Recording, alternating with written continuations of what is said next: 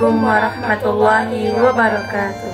Kami dari kelas IAUD 3 dengan dosen Bapak Mutarom MPDI kelompok 11, nama saya Septriani dengan NIM 2404 11500 97 dan ini teman saya Putri Amelia dengan NIM 2404 11596. Baiklah, saya di sini akan membacakan materi tentang talaah ayat dan hadis tentang penciptaan manusia. Pengertian manusia menurut pandangan Islam. Manusia dalam pandangan kebendaan materialis hanyalah merupakan sekepal tanah di bumi. Manusia dalam pandangan kaum materialisme tidak lebih dari kumpulan daging, darah, urat, tulang, urat-urat darah, dan alat pencernaan. Akal dan pikiran dianggapnya barang benda yang dihasilkan oleh otak. Makna manusia menurut Al-Quran, Al-Bashir. Secara etimologis, Al-Bashir berarti kulit kepala, wajah atau tubuh yang menjadi tempat tumbuhnya rambut. Al-Insan. Al-Insan berasal dari kata Al-Unus. Al-Insan dapat diartikan harmonis, lemah lembut, tampak atau pelupa. Al-Nas.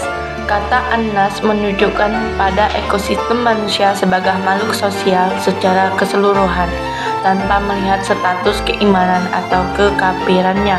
Quran Surah Al-Hijr ayat 28-29.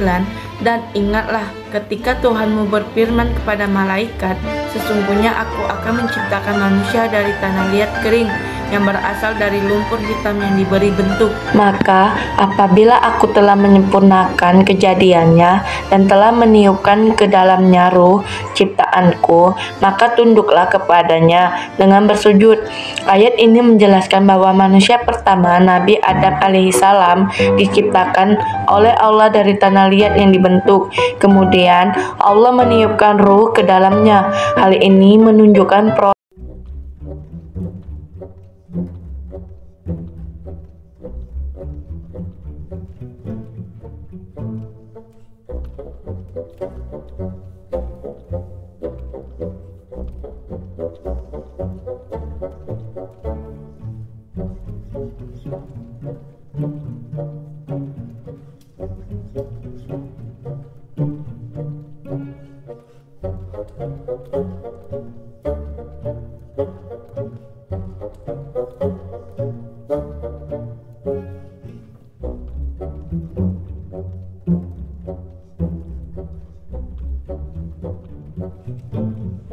proses manusia diciptakan dari intisari tanah yang dijadikan air mani, nutfah, yang tersimpan dalam tempat yang kokoh yaitu rahim.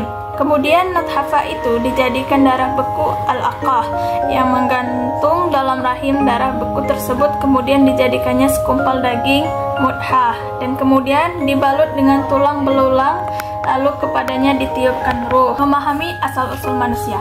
Memahami asal-usul manusia sangat penting dalam membentuk akhlak yang baik, karena mengingatkan kita bahwa manusia bukanlah makhluk yang tercipta tanpa tujuan.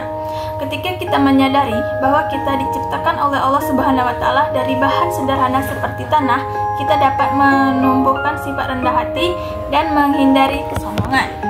Kesadaran akan penciptaan kita yang juga mengajarkan bahwa manusia diberi keistimewaan oleh Allah Subhanahu wa Ta'ala bukan untuk berbuat sewenang-wenang, tetapi untuk menjalankan amanah sebagai khalifah di bumi dengan tanggung jawab.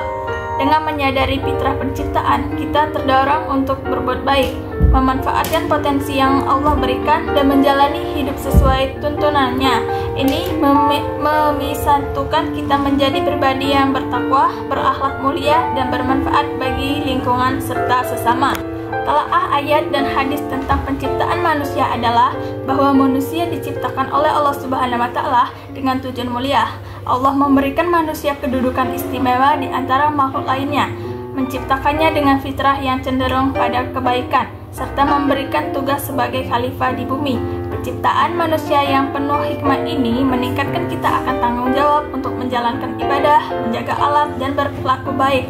Memahami asal-usul pencipta manusia menguatkan kesadaran kita akan kebesaran Allah dan mengarahkan kita untuk hidup sesuai dengan tuntunannya.